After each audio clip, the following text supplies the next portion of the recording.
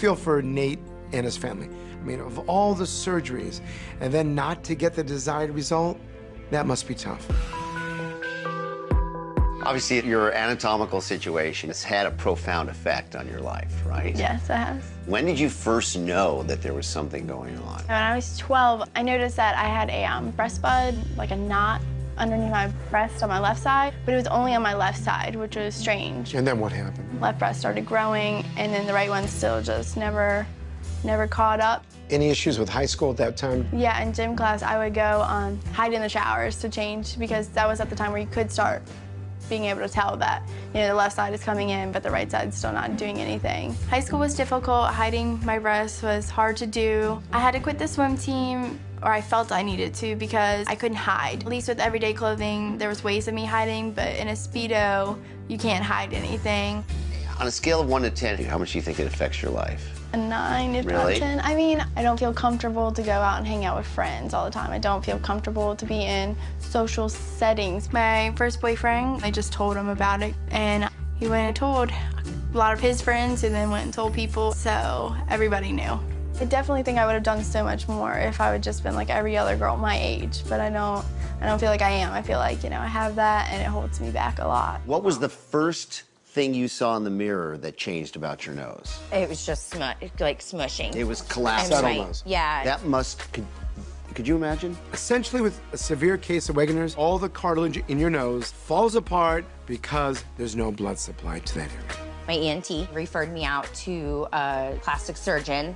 He decided the best route to go would be to put a silicone implant into the bridge and the tip of my nose. I woke up from surgery. He said everything went great, and I went home. Everything looked really good. I was just swollen, but honestly, it didn't even hurt as bad as I thought it would. 3 weeks, I started to get a fever. You're getting an infection. Yeah, I had an infection. September of 2011, we went back in for my second surgery. I thought we were gonna just shave it down. Woke up from surgery. Took it out. Yeah. I would have almost rather died than have him take out my implant. I did not want to go back to the nose I had. My mom was there. He was devastated himself. Of course he was. He came out and hugged me and said, "I'm so sorry." When you see a patient who has had a problem with their plastic surgery that was done on a congenital problem or a problem related to an accident or a disease, that's usually not the doctor's fault. Those are much more complicated situations due to the basic nature of the problem and the anatomy you're dealing with. Tell us what situations he was born with. What did you notice? First thing that I noticed, obviously, was the facial abnormalities. Okay. I was born with a handful of problems. A club foot, a hole in my heart, my eyes were pretty far separated, and basically looked like I had 2 noses. How many surgeries he had on his face? 3. 3. So before the first one, what actually did it look like? Beautiful. I think it looked better. To fix my deformities, I had 21 surgeries total. My surgeries have cost over $2 million. What was the first thing they were focusing on? One eye was higher than the other, Okay. and his nostrils, one was higher than the other. And how much of an improvement did he get from that?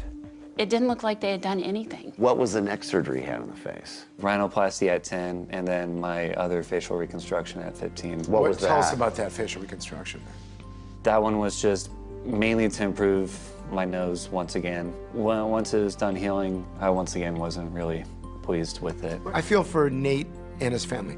I mean, of all the surgeries, and then not to get the desired result, that must be tough. You have a very interesting story. You were in the military. Yes. And you actually went to Iraq, right? I did. Once I got to high school, I needed more structure in my life. The only way I thought I was gonna be held responsible was to join the military. I did 2 tours. You went to probably the most dangerous place in the world twice, survived, and came back here, Yes. and you were struck by lightning. Yes. The last thing I remember is like a week prior to my accident. So you lost all your memory from a week before the accident? Yes. All I remember is waking up in the hospital. I was told that I had been in coma for 2 weeks and that I was struck by lightning in my right chest, and it came out of my left foot. What did they tell you about the event, where it happened and what you were doing? I was in a parking lot and I did go into cardiac arrest. You did? There? Yes, they did have to do the whole... Shocking, the whole thing? Yes. And I was actually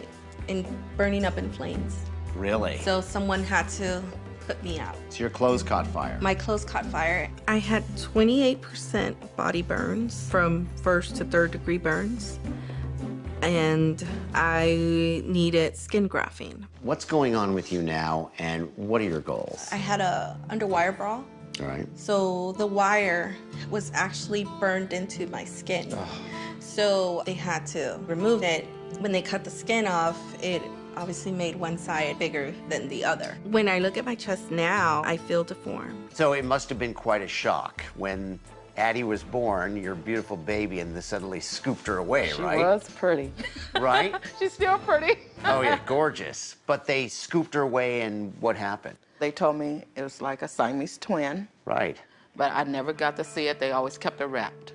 They wouldn't let me see it. Huh. Well, they won't let you see what? Whatever was attached to my daughter. So they operated on her? Yes, at Children's Hospital. They probably knew that the twin wasn't viable, and in your condition, having just delivered, didn't want to upset you.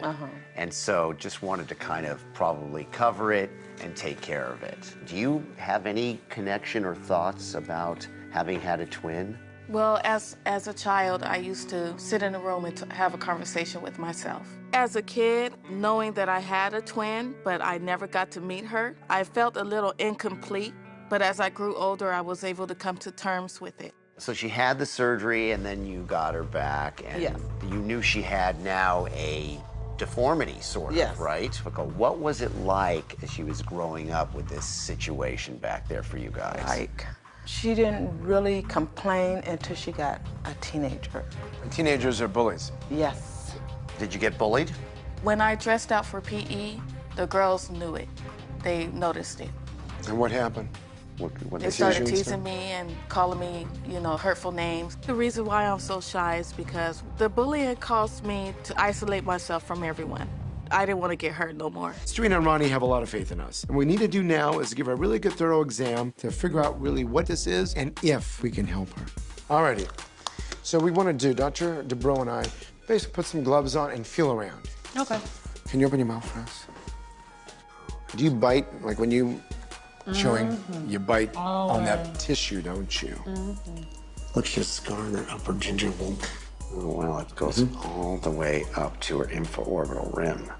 This definitely is not a hemangioma. No, not even close. Upon examining Serena, we can safely say that this is a misdiagnosis. Hemangioma doesn't get bigger, it gets smaller as you get older. This has gotten bigger as you've gotten older. Exactly. This is a vascular malformation. Blood just sits in there in pools. A venous malformation is composed of active blood vessels. Now, usually it's not dangerous. However, in Serena's case, it's aesthetically deforming. So we want to do this in 2 stages. The first stage is called embolization, where we actually inject foam. And this foam is basically gonna shrink up these blood vessels, then get you back to Los Angeles quickly, and then do our second stage, which is surgery. And what that surgery is, basically making this smaller. This is something that's very difficult. There's a risk injuring one of those nerves, bleeding, more scar formation. I mean, not that anything we do is simple, but Serena's case is exceptionally difficult and risky. We're really not gonna know what's going on until we get in there. And at that time, we'll be able to see how much can we help Serena. What do you think? Do you want to go through with this? Yes, I do. Seems like my whole life I've waited for this opportunity, and I'm just excited for the future. We're glad we came all the way out to Atlanta. Thank you, Thank you guys. so much. It's a pleasure. It's a pleasure meeting you guys. I'm just happy as tears of joy. Little old us, we everyday people. So for them to come all the way to Atlanta and let her know that they are able to do this, that it's a possibility of a brighter future, like there is an answer, it's just wonderful.